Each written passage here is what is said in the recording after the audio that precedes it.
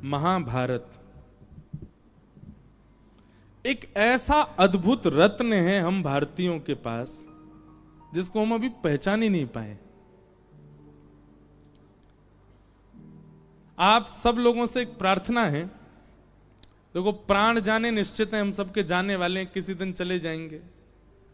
उससे पहले पहले एक बार महाभारत पढ़ जरूर लीजिए। देखना नहीं, सीरियल वाली महाभारत से काम नहीं चलेगा। सीरियल वाली, और वो भी पुरानी वाली हो तो फिर भी ठीक है, मोटा मोटी बाहर की नॉलेज लेने के लिए वो ठीक है, पर हम कोई खंडन नहीं कर रहे हैं। नए नए जो महाभारत के प्रति एपिसोड्स आते हैं वो तो देखने लायक ही नहीं है।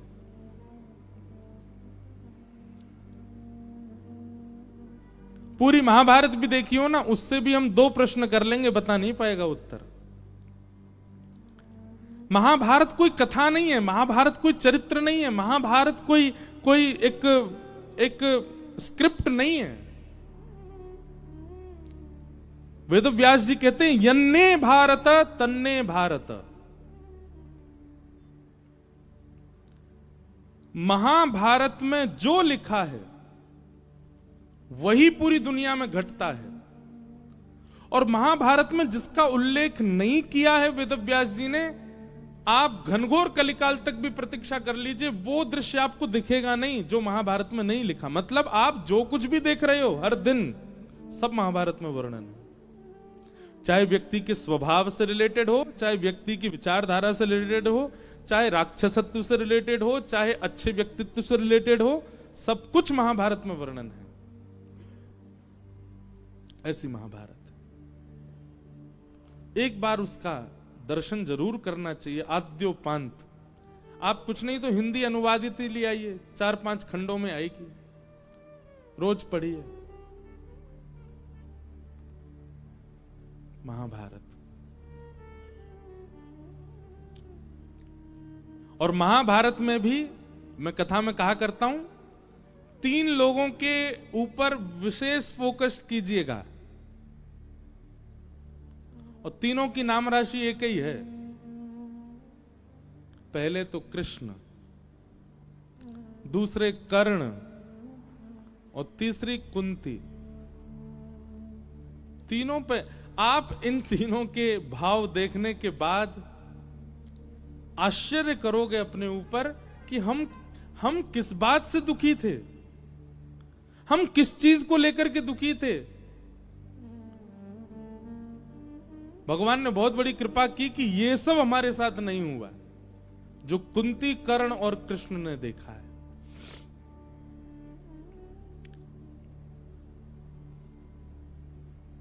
अद्भुत है महाभारत। तो यहां महाभारत का थोड़ा सा अंश है, उसका स्पर्श मात्र कर लेते हैं। महाभारत का युद्ध अपने अंतिम पड़ाव पर चल रहा था। बड़े बड़े वीर गति को प्राप्त हो चुके थे, और अंतिम युद्ध दुर्योधन और भीम के बीच में चल रहा था। भीम खूब प्रयास करता है अपनी गदा से दुर्योधन को मारने का, पर दुर्योधन का कुछ बिगड़ता नहीं, क्योंकि उसका सर्वांगीण अंग लोहे का है। तभी उसने भगवान की ओर दृष्टिपात की। ठाकुर जी अर्जुन के रथ पे बैठे थे, भीम ने जैसे ही भगवान की ओर देखा, ठाकुर जी ने उसको इशारा किया जंघा पे प्रहार करो। तो भीम ने विचार नहीं किया, जबकि धर्म युद्ध में यह नियम है कि नाभि से नीचे प्रहार नहीं किया जा सकता है। लेकिन भगवान की आज्ञा मान करके भीम ने विचार नहीं किया, तुरंत अपनी गदा को जंघा पर मारा, और जंघा टूटते ही दुर्योधन गिर गया और निर्बल हो गया। निर्बल होते ही महाभारत युद्ध पांडव जीत गए। भगवान की आज्ञा से वो काम हुआ जो धर्म विरुद्ध था। बहुत ध्यान से सुनिएगा। उन युद्धों में नियम होता था कि आप कुछ भी करिए, पहला नियम क्या है? सूर्य अस्त के बाद, सूर्य ढल जाने के बाद शंखनाद होगा, और शंखनाद होते ही कोई शत्रु नहीं है, आपस में सबको प्रेमी बनना पड़ेगा। मतलब अगर किसी योद्धा ने किसी को मारा है तो सूर्यास्त के बाद वो देखने जाता था, अगर वो जीवित हो तो उसको वैद्य के पास ले जाऊं। ये नियम होते थे धर्म युद्ध के। शाम को स्वयं अर्जुन, युधिष्ठिर, भीम ये सब अपने रथ दौड़ाते थे, और कौरवों के जो जो सैनिक निर्बल होके पड़े हैं, मरे नहीं है, उनको उठा उठा के वैद्यों के पास ले जाते। ये धर्म युद्ध का नियम होता था।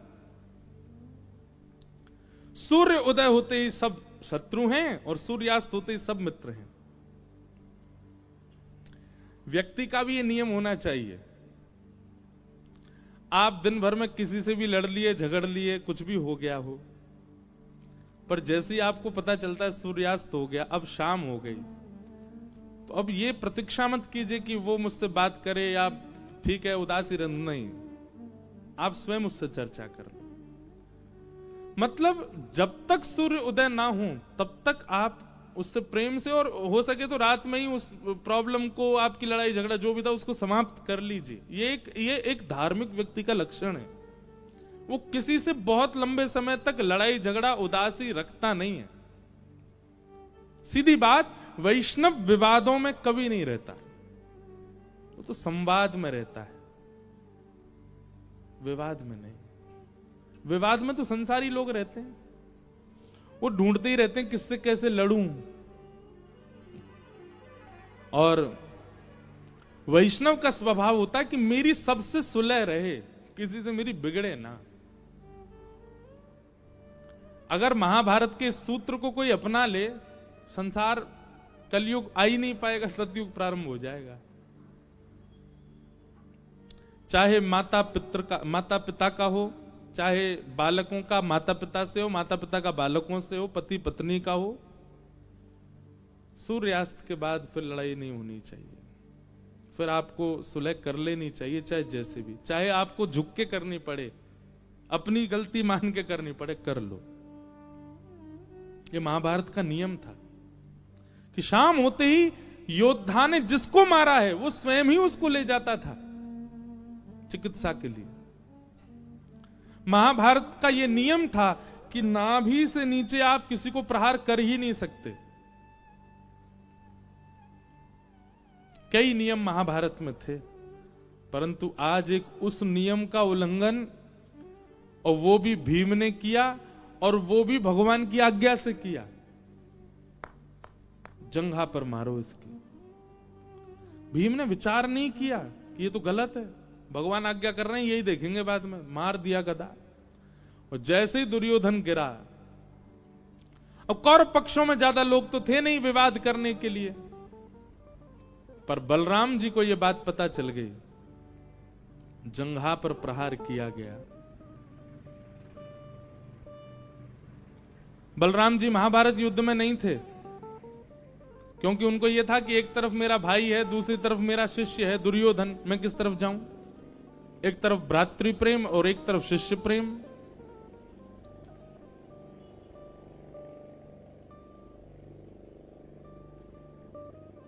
बलराम जी जैसे ही आए भीम पर प्रहार करने के लिए, भगवान ने रोका। क्या बात है दाऊ दादा, आप इतने क्रोध में?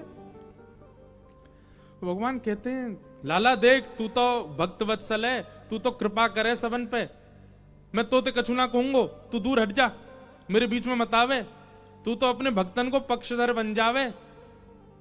लेकिन जे बहुत गलत काम भयो है आज ये महाभारत में यानी भीम ने जो काम किया वो उचित नहीं है। जंघा पे प्रहार कियो, ये धर्म के विरुद्ध है।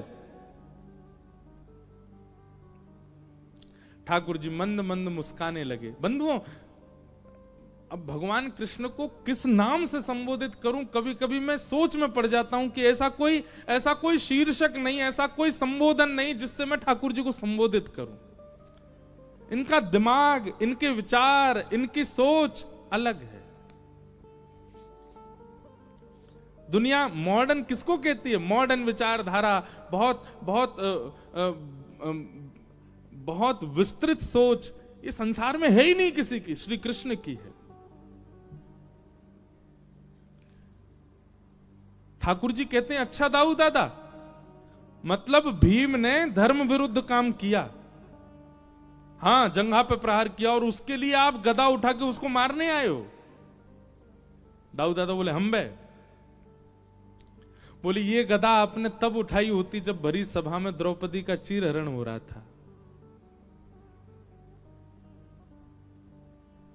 इसका मतलब यह है कि वहां आप नहीं आए, वहां आपका आना नहीं हुआ द्रौपदी की रक्षा के लिए, तो इसका मतलब यह है कि वो अधर्म नहीं था, वो धर्म ही था। ये दुशासन, ये हमारी बहन को निर्वस्त्र कर रहा था भरी सभा में, तब आपको विचलनता नहीं हुई देख करके सुन करके? और ये दुर्योधन जोर जोर से हंसते हुए कह रहा था जल्दी निर्वस्त्र करो, जल्दी निर्वस्त्र करो, मेरी जंघा पर बैठा दो इसको। भैया तब आपका खून क्यों नहीं खोला? तब आपको धर्म की याद क्यों नहीं आई? तब आपकी गदा, तब आपके हल मूसल कहां थे? और आज दुर्योधन की जंघा पर प्रहार कर दिया तो आप हिमालय से दौड़ के आए हैं भीम को मारने के लिए। जय हो भैया आपकी, आप जैसे धर्म रक्षक दुनिया में बहुत होने चाहिए। दाऊ दादा नेत्र बंद हो गए, दाऊ दादा के बोले लाला अब तू बता, मैं कहा करूं, मैं अब कछु कहवे लायक नहीं बचाऊं, तू ही बता मैं कहा करूं। ठाकुर जी बोले ये अधर्म है कि जंघा से नीचे प्रहार, नाभि से नीचे प्रहार किया गया, परंतु किसकी जंघा पर प्रहार किया? जिसने स्वयं घनघोर अधर्म किया है। और ऐसे घनघोर अधर्मी के लिए यदि धर्म की सीमा पार की जाए तो उसमें कोई अतिशयोक्ति नहीं। दुर्योधन की जगह कोई और होता, दुशासन की जगह कोई और होता, तो मैं ये ऐसी आज्ञा नहीं देता कि जंघा पर प्रहार करूं। लेकिन दुर्योधन जैसा अधर्मी, जो एक अबला नारी को, जो एक रजस्वला नारी को, द्रौपदी का जब चीरहरण हुआ था उस समय द्रौपदी स्पर्श के योग्य नहीं थी।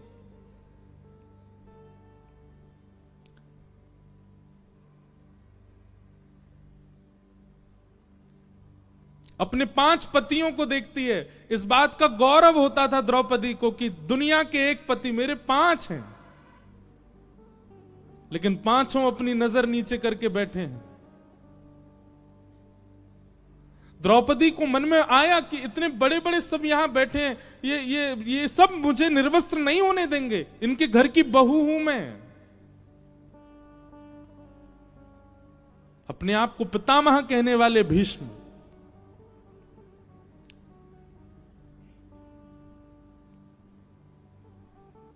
अगर वे आंख उठा देते तो दुशासन की हिम्मत नहीं थी कि भरी सभा में निर्वस्त्र कर देता द्रौपदी को, पर कुछ नहीं कहा उसने भी। अंत में भैया द्रौपदी ने अपना बल लगाया कि मैं क्षत्रिय नारी हूं, मुझे कोई निर्वस्त्र नहीं करेगा, पर इन राक्षसों के आगे उसका क्षत्रित्व भी नहीं टिक पाया, खींचते गए। तब मेरी बहन द्रौपदी ने अंत में, जब बिल्कुल वस्त्र अब अंग पर वस्त्र खत्म ही होने वाला है, उस स्थिति में दोनों भुजा उठा करके द्रौपदी ने हे कृष्ण द्वारिका वास क्वासी क्वासी महाभुज, अरे द्वारिका वासी श्री कृष्ण कहां हो आप? ये सब मुझे निर्वस्त्र कर रहे हैं, मेरी रक्षा के लिए कोई नहीं है नाथ। किम न पश्यसि केशव, हे केशव क्या आपको दिखाई नहीं दे रहा कि मेरे साथ क्या हो रहा है इस सभा में?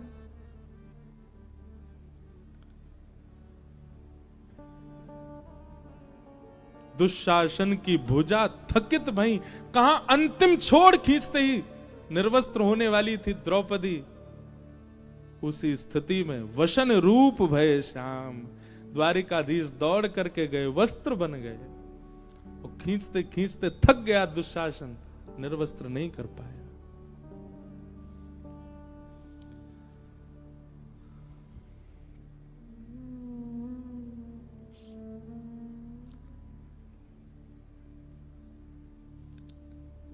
लाज रखो गिरधारी, मोरी लाज रखो गिरधारी, मोरी लाज रखो। सूरदास जी का पद है। मोरी लाज रखो गिरधारी,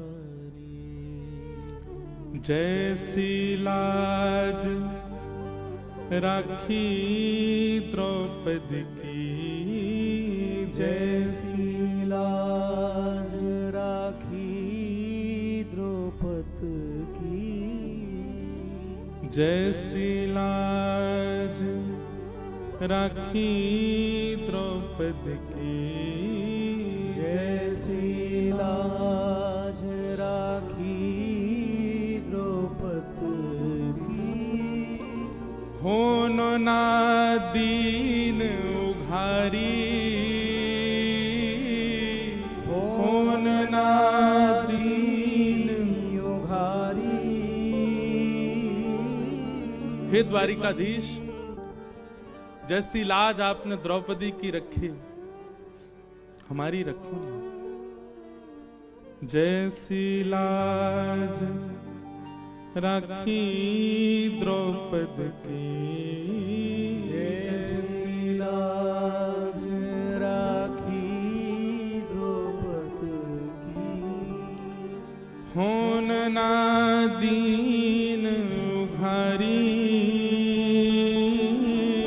होन ना दीन उघारी।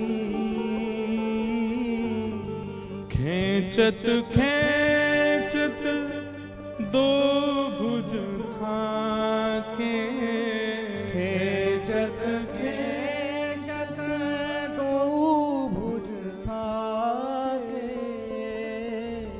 दुशासन पचहारी, वहाँ चीर बढ़ायो मुरारी। मेरी लाज रखो गिरधारी, मोरी लाज रखो गिरधारी, जैसी लाज राखी अर्जुन की, जैसी लाज राखी अर्जुन की, जैसी लाज राखी अर्जुन की, जैसी लाज राखी अर्जुन की। भारत युद्ध पछारी, भारत युद्ध पछारी, सारथी हो के रथ को हांक्यो, सारथी हो के रथ को हांक्यो। भीष्म पितामह अपनी स्तुति में इस बात का उल्लेख करते हैं, बहुत ध्यान से सुनिएगा। भीष्म पितामह कहते हैं, ठाकुर जी महाभारत में मुझे सब कुछ अच्छा लगा, लेकिन मुझे एक चीज बढ़िया नहीं लगी। क्या? जिनके हाथ में सुदर्शन चक्र होता है, जिनके हाथ में गदा पद्म होती है, या ब्रज के भाव से देखें जिनके हाथ में वंशी होती है, उनके हाथ में घोड़ों के चाबुक पकड़ा दिए गए। ठाकुर जी कहते हैं, पकड़ाए नहीं गए थे, स्वयं पकड़े थे मैंने। और यही तो मेरा प्रेम है। और ये प्रेम ठाकुर जी का नहीं, ये स्वाभाविक संसार का प्रेम है कि जहां आपका प्रेमी है, आप अपने प्रेमी के सामने भी एक स्थिति में नहीं रहते हो। आप प्रेमी के सामने अपनी वैल्यू, अपनी स्थिति सबका त्याग करते हो, अपनी प्रभुता छोड़ते हो। प्रेमी के सामने भी आप बने हुए कि नहीं, हम तो ये हैं, हम तो वो हैं, हमने ये हासिल किया है। आप कैसे प्रेमी? प्रेमी के सामने जाके तो भूला जाता है कि मैं कौन हूं। ठाकुर जी बोल गए, मैं भूल गया अर्जुन के सामने कि मैं सुदर्शन चक्रधारी त्रिलोकी नाथ जगत नियंता ठाकुर हूं। जैसी लाज राखी अर्जुन की, जैसी लाज राखी अर्जुन की, भारत युद्ध पछारी, भारत युद्ध पछारी, सारथी हो के रथ को हांक्यो, सारथी हो के रथ को हांक्यो, चक्र सुदर्शन धारी, मुरी लाज रखो गिरधारी, मोरी लाज रखो गिरधारी, मोरी लाज रखो गिरधारी। भगवान ने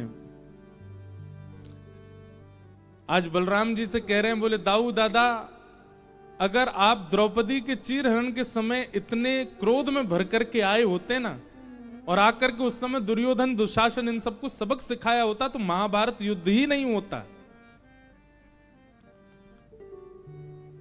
कई लोग कहते हैं क्रोध करना अच्छा है। देखो, क्रोध स्वभाव है, उसको कोई नहीं छोड़ सकता। हर मानव का स्वभाव है। कई स्वभाव ऐसे हैं वो मानव में हैं ही, पर कब करना चाहिए, कहां करना चाहिए, कैसे करना चाहिए, कितना करना चाहिए। जैसे अब सब्जी बनती है कहां? रसोई घर में। पतीला भी है, तेल भी है, राई भी है, नमक भी है, मिर्च भी है, मसाले भी हैं। डालना कितना है, सबका अनुपात जिसको पता होता है वही अच्छा कुक माना जाता है, अच्छा बावर्ची माना जाता है। ठीक वैसे ही हमारे अंदर हल्दी रूपी मोह भी है, हमारे अंदर मिर्च रूपी क्रोध भी है, हमारे अंदर नमक रूपी ईर्ष्या भी है, हमारे अंदर गरम मसाले रूपी, गरम मसाला किसको बोले, द्वेष भी है। पर जीवन रूपी सब्जी को बनाने के लिए कहां कितना कितना प्रयोग करना है, ये हमें पता होना चाहिए। और ये सत्संग से ही समझ आता है। क्रोध बुरा नहीं होता, पर कहां कितना और कैसे करना है ये पता होना चाहिए, नहीं तो क्रोध सर्वनाश करता है। जितने भी अवगुण है संसार में, किसी से भी नाश नहीं होता अगर सत्संग के माध्यम से वो सारे अनुपात में आ रहे हो। कई बार गुरुजन भी क्रोध करते हैं, गुरुजनों के चित्त में भी मोह का दर्शन हो जाता है। कई बार श्रेष्ठ लोगों में भी उन अवगुणों का दर्शन हो जाता है जो अवगुण संसार में सामान्य व्यक्ति के अंदर होते हैं।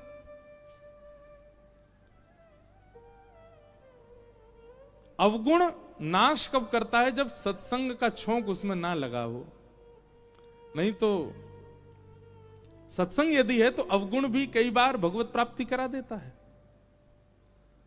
दाऊ दादा, आपका क्रोध प्रधान है कि आपको क्रोध बहुत जल्दी आता, पर उस समय क्यों नहीं आया जब द्रौपदी का चीरहरण हो रहा था? आज आ गया आपको,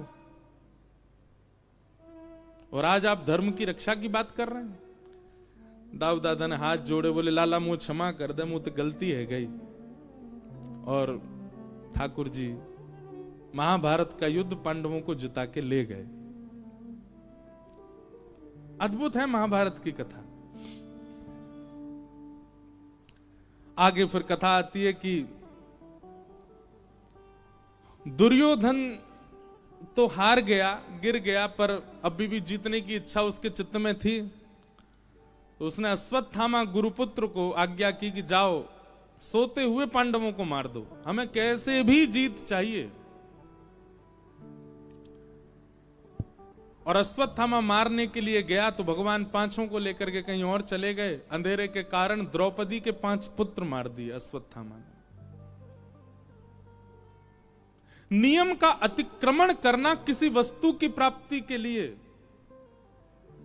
ये सदैव नाशकारी होता। आप यदि किसी नियम का अतिक्रमण करके किसी उपलब्धि को प्राप्त करने के लिए जा रहे हैं, बहुत दिन तक उपलब्धि आपके पास रह नहीं पाएगी।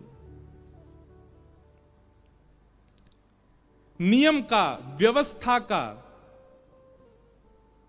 अतिक्रमण, उसका उल्लंघन करके उपलब्धि प्राप्त करना मिल तो जाएगी, पर बहुत दिन तक आपको प्रसन्न नहीं रख पाएगी।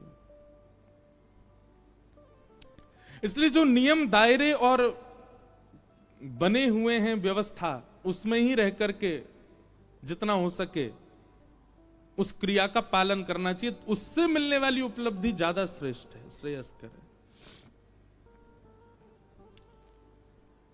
अश्वत्थामा ने नियम का उल्लंघन किया। जहां सूर्यास्त होते ही, शत्रु भी मित्र के जैसे होते हैं, वहां सूर्यास्त होते ही वो फिर भी तलवार लेकर के गया पांचों पांडवों को मारने के लिए। भगवान पांचों को लेकर कहीं और चले गए थे। सोते हुए 5 पुत्र द्रौपदी के थे, उनको मार दिया। प्रातःकाल होते ही जैसे ही रक्त की धार बह चली, द्रौपदी ने देखा, रोने लगी द्रुपद सुता, उसके पुत्रों को मार दिया। महाभारत में पहले कर्ण का प्रसंग पढ़िएगा, फिर कुंती का प्रसंग पढ़िएगा, फिर कृष्ण का प्रसंग पढ़िएगा, और जब इन तीनों की पूर्णता हो जाए ना, तब द्रौपदी का प्रसंग पढ़िएगा।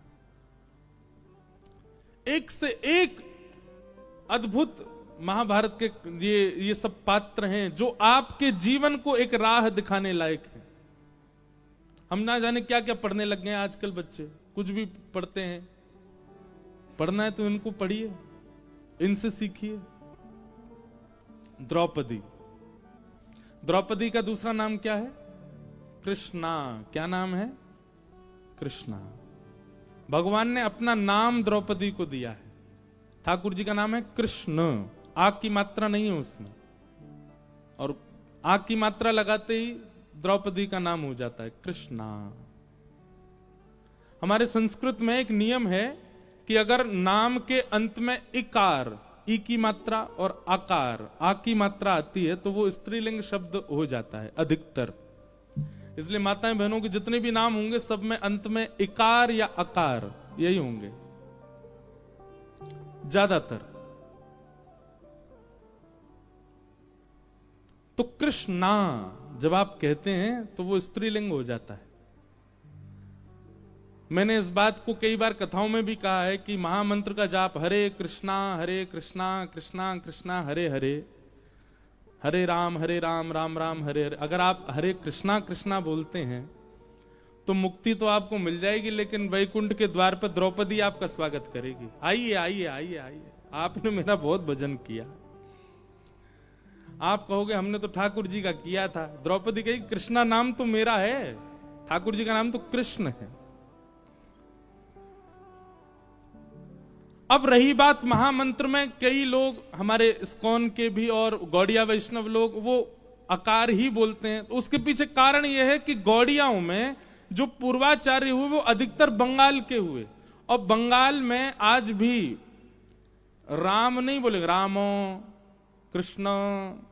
वहां पर बंगला भाषा में एक स्वर पीछे आकार का रहता ही है। इसलिए उन पूर्वाचार्यों की सुनते वो हरे कृष्णा ऐसे बोलने लगे। उसमें कोई दोष नहीं है, वो कोई मंत्र गलत नहीं होता है, पर अब पता चल गया है तो फिर हरे कृष्ण ही बोलो, हरे कृष्णा नहीं। हरे कृष्ण कृष्ण कृष्ण हरे हरे, हरे राम राम राम हरे हरे। द्रौपदी का नाम कृष्णा क्यों पड़ा? तो प्रसंग आता है, जैसे ही 5 बालकों की मृत्यु हुई द्रौपदी की, देख करके द्रौपदी रोने लगी। अर्जुन प्रतिज्ञा लेने लगा, मैं द्रौपदी तुम रो मत, तुम्हारे बालकों के हत्यारे को जीवित नहीं छोड़ूंगा। भगवान ने अर्जुन का हाथ पकड़ा। अर्जुन, क्रोध में निर्णय मत लो, पहले सोचो, विचार करो, थोड़ी देर शांत रहो। जब भी क्रोध आए, दो बातें हमारी मान लीजिए। जब भी क्रोध आए, एक तो इसको बंद रखिए मुंह, और दूसरे हाथ पैर बिल्कुल बांध लीजिए। देखिए, जब कभी भी आप समुद्र में जाएंगे ना, समुद्र में जाओ या फिर नदी में जाओ, राफ्टिंग करो या कुछ बोटिंग करो, तो आपको गाइड क्या समझाएगा? बोले डूब जाओ तो दो बातों का याद रखना, एक तो हाथ पैर मत चलाना, एक मुंह मत चलाना। मुंह मत खोलना और हाथ पैर मत चलाना, क्योंकि मुंह खोलोगे पानी भीतर जाएगा, हाथ पैर चलाओगे डूब जाओगे। इसलिए क्या करो, पानी में अगर गिर रहे हो तो स्थिर हो जाओ, मुंह बंद कर लो, हाथ पांव ढीले छोड़ दो, आप डूबोगे नहीं। कल करके देख लो समुद्र में। पर यह बात सत्य है कि अगर आप बहुत स्थिर हो जाते हैं, मुंह बंद रखते हैं, तो आप फ्लोट करने लगोगे, आप डूबोगे नहीं। ठीक वैसे ही संसार रूपी सागर है, यहां पर भी अगर तैरना आ जाए, तैरना किसको कहते हैं? अगर कोई भक्ति मार्ग में चल रहा है तो इसका मतलब उसको तैरना आ गया, वो तैर के जा रहा है आगे। लेकिन तैरना नहीं आया है तो कम से कम ये दो बातें याद रखो, जितना हो सके मुंह बंद रखो और हाथ पैरों को भी कम चलाओ। और विशेष रूप से क्रोध, क्रोध क्या है? बोले भयंकर गहरा जल। उस स्थिति में ये दो काम कर लीजिए, आप कभी भी किसी सिचुएशन में फंसोगे नहीं अगर ये दो बातें आपने मान ली तो। सबसे ज्यादा फंसता कौन है? जो बहुत बोलता, बहुजल्पिक, बहुत बोलने वाला व्यक्ति बहुत फंसता है। कम बोलिए और हाथ पैर भी कम मारो। हाथ पैर कम मारने का मतलब यहां से करके देख लो, इधर से करके देख लो, उधर से करके देख लो, ये नहीं तो ये करके देख लो, इधर से नहीं तो ऐसे करके, ये हाथ पैर चलाना होता है। स्थिर रहो, धीर रहो, थोड़े गंभीर रहो।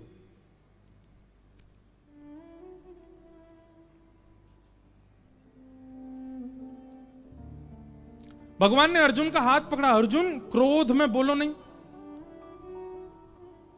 अर्जुन ने भगवान का हाथ छिड़क दिया, बोले आप हतो केशव, 5 बालकों को मार दिया द्रौपदी के, और आप कह रहे मैं शांत रहूं? मैं प्रतिज्ञा लेता हूं, जिसने भी मारा है मैं उसको जीवित नहीं छोड़ूंगा। ठाकुर जी बोले कोई बात नहीं, अब तुम यही करना जो तुमने कहा है, जिसने भी मारा उसको जीवित मत छोड़ना। और निकल पड़े ढूंढने किसने किया ये कृत्य, और खोजबीन करके पता चल गया कि अश्वत्थामा, द्रोण पुत्र अश्वत्थामा ने किया है। अश्वत्थामा के हाथ बांध दिए, पैर बांध दिए, उसको लेकर के आए, भरी सभा के बीच में उसको बैठा दिया। द्रौपदी से कहा देख लो अपने बालकों के हत्यारे को, और तुम आज्ञा करो, जैसे कहोगे वैसे मारूंगा इसको। तो भागवत जी में वर्णन आता है कि तथा हतम पशुवत् पाशबद्ध मवाङ्मुखं कर्मजुगुप्सितेन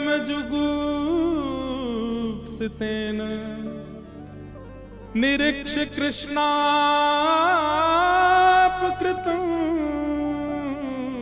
गुरोसुतं वामस्वभावा कृपयाननाम च।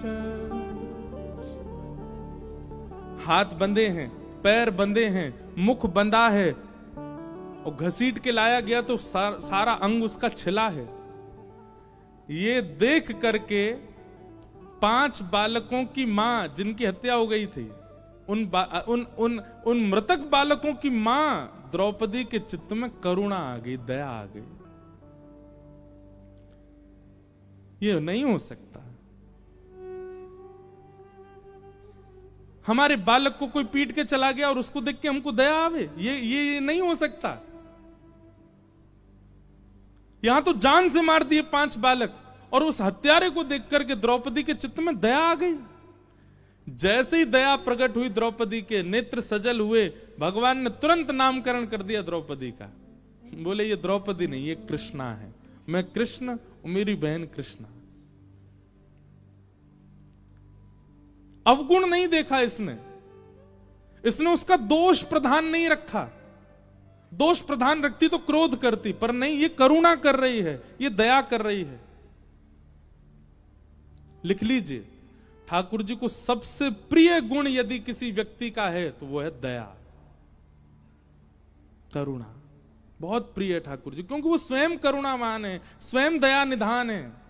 और किसी व्यक्ति में भी यह गुण होता है तो ठाकुर जी उसको हृदय से लगाने को घूमते हैं, बोलो वाह मेरे जैसा है, दया करुणा। द्रौपदी ने अर्जुन को कहा इसको मत मारो। अर्जुन ने कहा क्यों ना मारूं? बोले ये गुरु पुत्र है हमारा, जिन गुरु ने आपको धनुष उठाना सिखाया, बाण चलाना सिखाया, उन द्रोणाचार्य का पुत्र है ये, और गुरुपुत्र गुरु समान होता है, इसको मत मारो। दूसरी बात, ये ब्राह्मण है, हम क्षत्रिय हैं, इसलिए इसको मत मारो। तीसरी बात,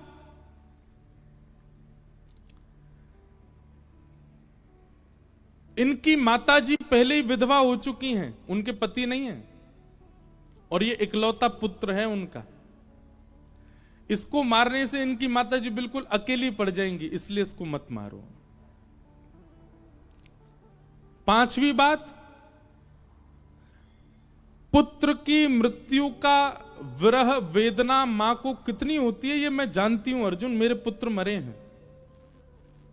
और पुत्र के मरने पर मां को ऐसा लगता है जैसे मानो 1000 बिच्छू एक साथ डस रहे हों। मैं नहीं चाहती जो पीड़ा मुझे हो रही है वो किसी और मां को भी हो, इसलिए इसको मत मारो। और अंतिम बात, यदि इसको मारने से मेरे 5 पुत्र जीवित हो जाएं तो इसको मारो, नहीं तो मत मारो।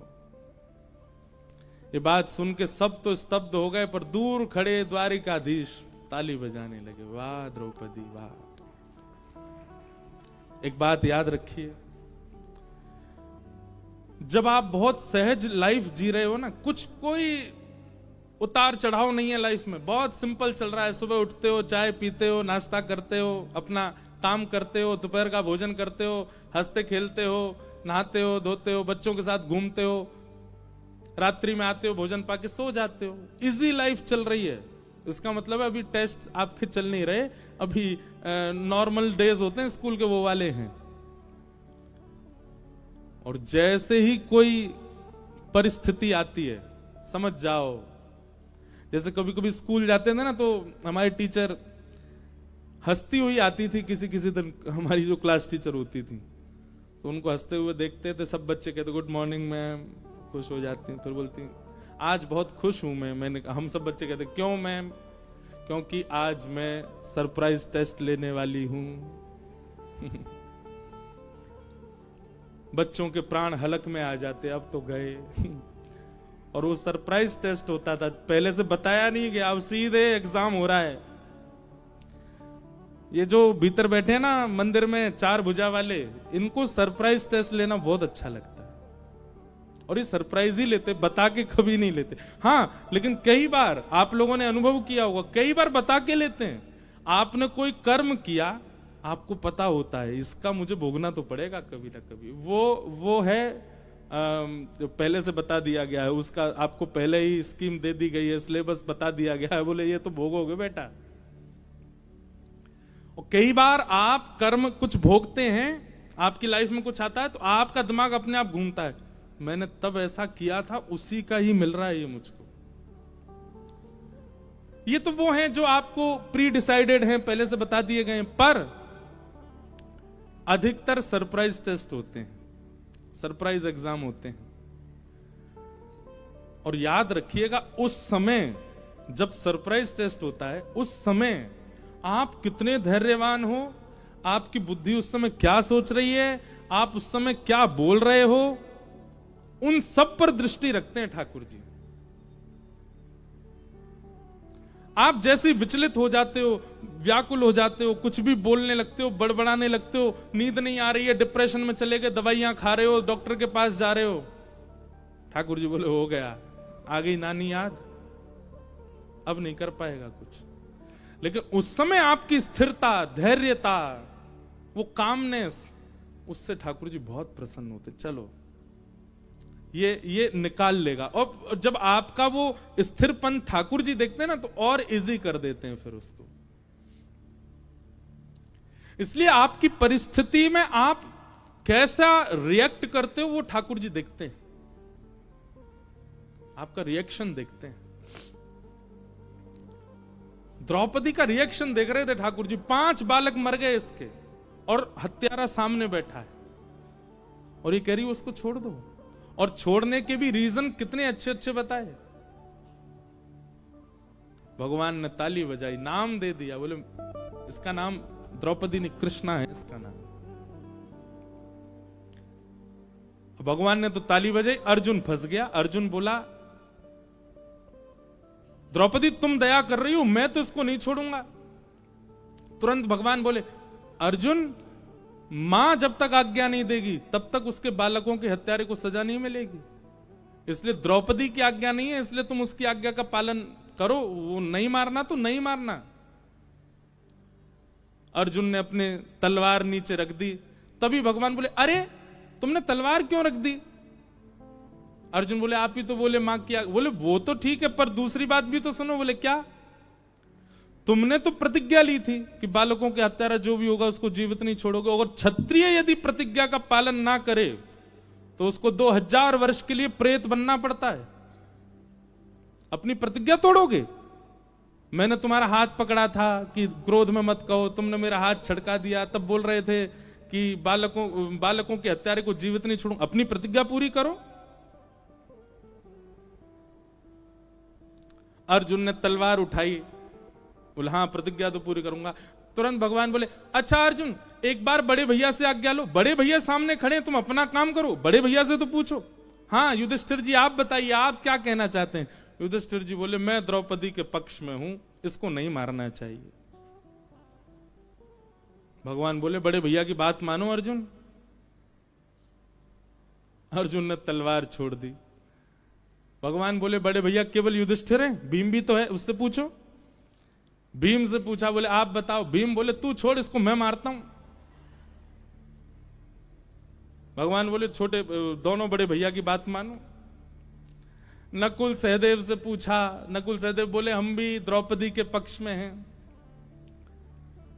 भगवान की आज्ञा ना मानने का ये फल मिलता है। ठाकुर जी ऐसा घूम घुमा करके पहेली में फंसाते हैं। फिर अंत तो गत्वा अब ये स्थिति हो गई है, मारो मत मारो, मारो मत मारो, मारो मत मारो। अर्जुन ने हाथ जोड़े, बोले भगवान मुझे किसी से नहीं पूछना, आप बताओ मैं क्या करूं। भगवान बोले जो कहूंगा सो करेगा। बोले हाँ। तो ब्रह्म बंधुर न हंतव्य आतताई बधारहण। ब्राह्मण कैसा भी क्यों ना हो, अर्जुन ब्राह्मण कैसा भी क्यों ना हो, उसको मारना नहीं चाहिए। हमारे शास्त्रों में 2 लोगों के लिए आज्ञा दी गई है, बहुत ध्यान से सुनिएगा। एक तो ब्राह्मण और दूसरा माताएं। इनके लिए आज्ञा की गई है, इनको मृत्यु दंड नहीं दिया जा सकता, चाहे कुछ कर लो। हां स्वयं ठाकुर जी दे सकते हैं, बाकी मानवों में विधान नहीं है। चाहे अपराध कितना बड़ा हो, इनको मृत्यु दंड नहीं है। तो भगवान कहते हैं ब्रह्म बंधुर न हंतव्य, ब्राह्मण कैसा भी क्यों ना हो उसको मारना नहीं चाहिए। अश्वत्थामा ब्राह्मण है। और दूसरी बात ठाकुर जी कहते हैं बालकों का हत्यारा कोई भी क्यों ना हो उसको छोड़ना नहीं चाहिए।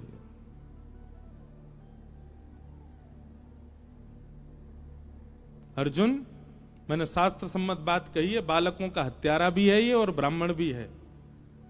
अब तुम सोचो क्या करना है।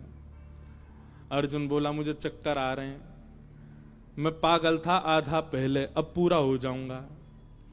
ये कैसा निर्णय है आपका?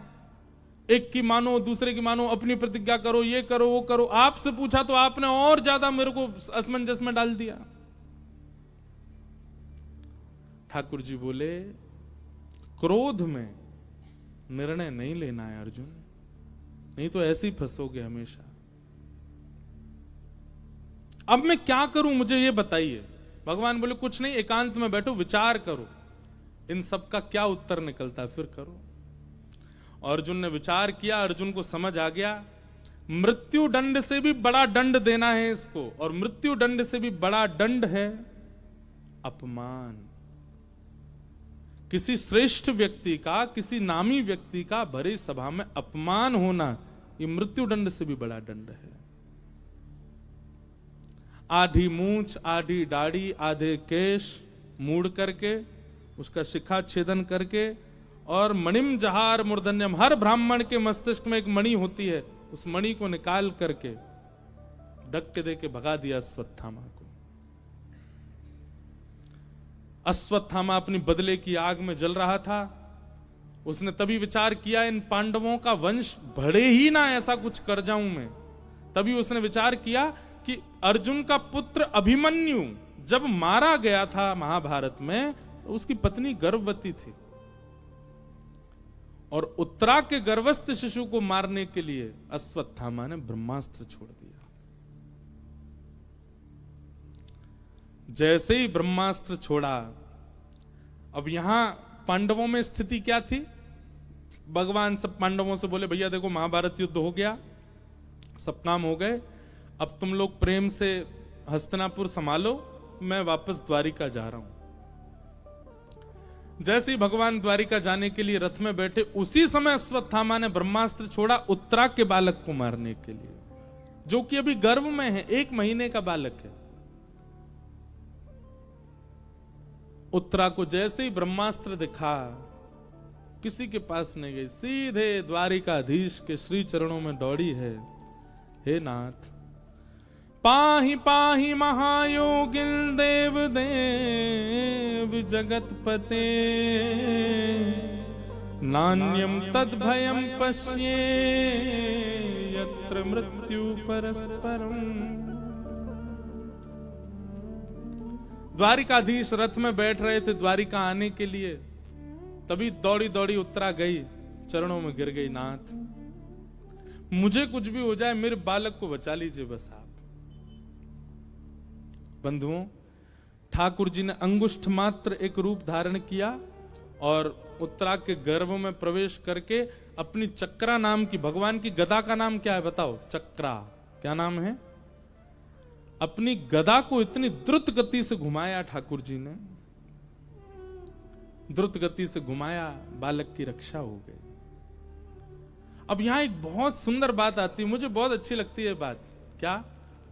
रक्षा किसने की? ठाकुर जी ने। जैसे ही ब्रह्मास्त्र आकाश में नष्ट हुआ, किसी को दिखा नहीं है कि ठाकुर जी गर्भ में गए, ठाकुर जी तो सामने खड़े थे, बस अंगुष्ठ मात्र वायु रूप धारण करके चले गए और जाके रक्षा की बालक की।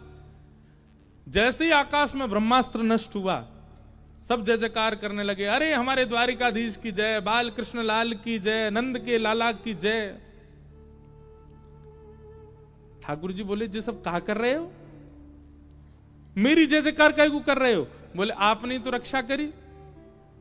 ठाकुर जी बोले, मैं कहीं गयो ना, मैंने कछु कियो ना, तुम सबन के सामने खड़ो हूं, मैं तो हिलो भी ना अपने स्थान पे। अरे भैया, जे ब्रह्मास्त्र मैंने नष्ट ना कियो, उत्तरा ने अपने जीवन में इतना धर्म किया, इतनो साधन कियो, इतनो पातिव्रत धर्म को पालन कियो, इतने नियम व्रत संयम को पालन कियो कि उन सबन के पालन से ब्रह्मास्त्र स्पर्श नहीं कर पाए, आकाश में ही नष्ट है गए। और वहां जितने लोग थे सब उत्तरा की प्रशंसा करने लगे, सब उत्तरा को वंदन करने लगे, जय हो उत्तरा, तुम्हारी कितना भजन, तुम्हारी कितनी साधना, कितना व्रत कि तुमने ब्रह्मास्त्र नष्ट कर दिया। लेकिन दूर खड़ी कुंती मंद मंद मुस्का रही थी। महाभारत बड़ा अद्भुत है। कुंती बोली, ठाकुर जी आप बड़े विचित्र हुए, सब काम स्वयं संभाल लेते हैं और फिर जय जयकार करवा देते हैं अपने वैष्णव की।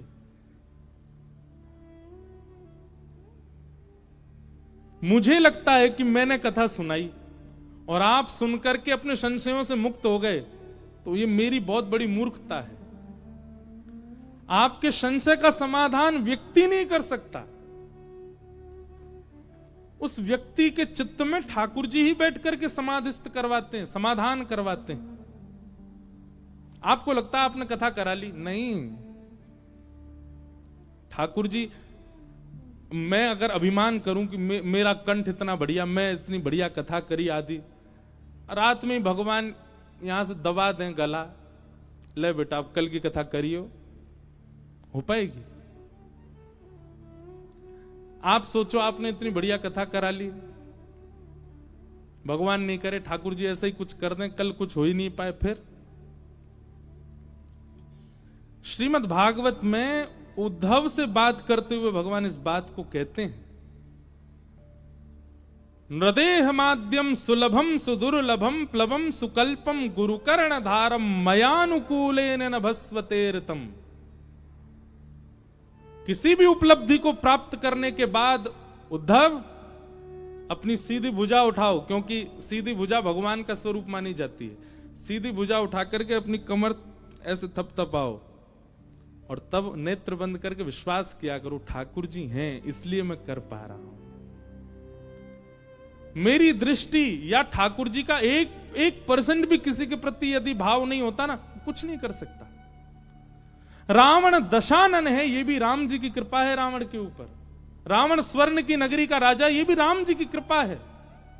उसके पूर्व जन्म का कोई पुण्य है जो उसको भुगवाना है, लेकिन जैसे नष्ट हुआ उन्हीं राम जी के द्वारा मारा गया। इसलिए आप कभी भी कुछ भी अगर श्रेष्ठ कर रहे हैं तो ये भगवत कृपा है, आपका बल नहीं हो सकता। आप केवल उस कृपा को प्राप्त करने के लिए योग्य बनाते हैं स्वयं को। कृपा तो ठाकुर जी करते हैं।